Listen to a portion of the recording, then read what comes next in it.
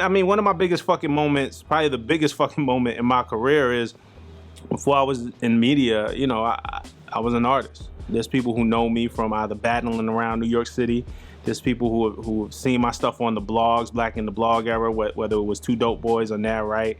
So I was always kind of doing music. And there was a point where I had to choose whether to do music or lose my job at EXCL. And I chose the job because I got kids. You know, the music wasn't paying the bills. I said, man, I can't risk it. You know, fast forward to 2017, I'm in a position now where I'm like, fuck it. I could release music. Like, this is what I want to do. And it's not for streams. It's not for gold and platinum plaques.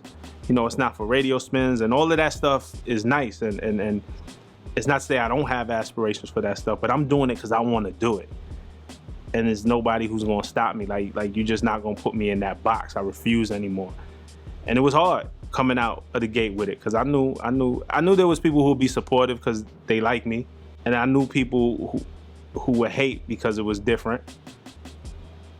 And you gotta block all of that out and just say, I don't care what anybody thinks. Fuck it, I'm doing me. So, and you know, my whole life was kind of like surrounded by hip hop. I'm a hip hop baby for sure. Like I don't know anything but hip hop music. Coming up in New York, it was all around you. So I've always been a fan and I've always been a participant. You know, even before people kind of knew who I was. When I was in high school, it was either hitting up open mics or doing battles. I tried my hand at DJing for a little bit, so I was always in it. And of course, I was in the record store every week, you know what I'm saying? Out of all my friends, like I probably had the biggest music collection. So I was always a fan, and then to be able to come into it as a journalist professionally, it's hard, like not to be, like I'm still a fan, you know what I'm saying? And you know, I think there's this kind of thing in journalism, and to an extent where you gotta suspend that, you know, like you can't be in fan mode because I got a job to do. But the respect and the love that I have for the culture and for the music comes from being a fan, you know, and it's wild being able to do interviews with guys that you came up with or you grew up idolizing or you just love their music, who got classics, be it, you know, I've interviewed everybody from Jay-Z to Nas, damn near all the Wu-Tang, you know, those are like the guys that I came up on, 50 Cent, everybody, you know, to the new ones, Nicki Minaj, Drake, J. Cole, rest in peace to Mac Miller, rest in peace Nipsey Hussle, like I've interviewed them all. You know, when we're talking about artists and how to engage with the media and build relationships in the media, I have a story with Russ that's just like kind of the perfect story.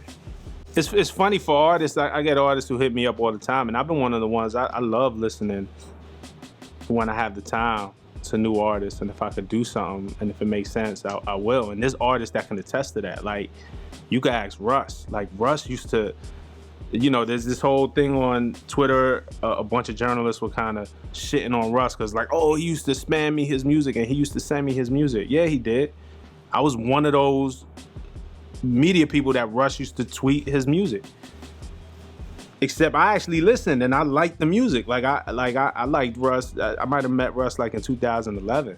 His Twitter handle at the time wasn't even Russ. It was like, I make classics. Like, so this confident guy that he was, like he's arrogant. Russ has a lot of self-confidence in himself, right? And he's not afraid to show it. He was always like that before he had a gold or platinum record, you know what I'm saying? But I met Russ just listening to his stuff off of Twitter because he used to send it to me to Twitter.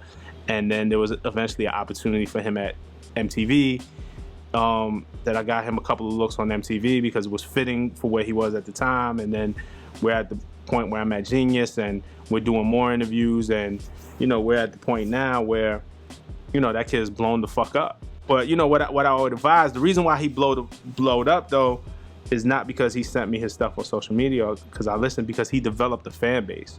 So I think it's fine to develop relationships with the media if you're an artist, and you should, but there's no relationship more important than your fan base. Because media, radio, streaming, all of these platforms are reactionary. So they're going wherever the people go. They're going wherever the traffic is going. And you go on the traffic by developing a fan base. So there's some artists who will just spend all their time trying to get at a media personality for a look, thinking that's gonna get them on. And I still say develop those relationships, but your time is better spent getting regular people to listen to your music, getting regular people to come out to your shows, building a real fan base. Because if you don't have that, you don't have anything, and nobody's gonna touch it.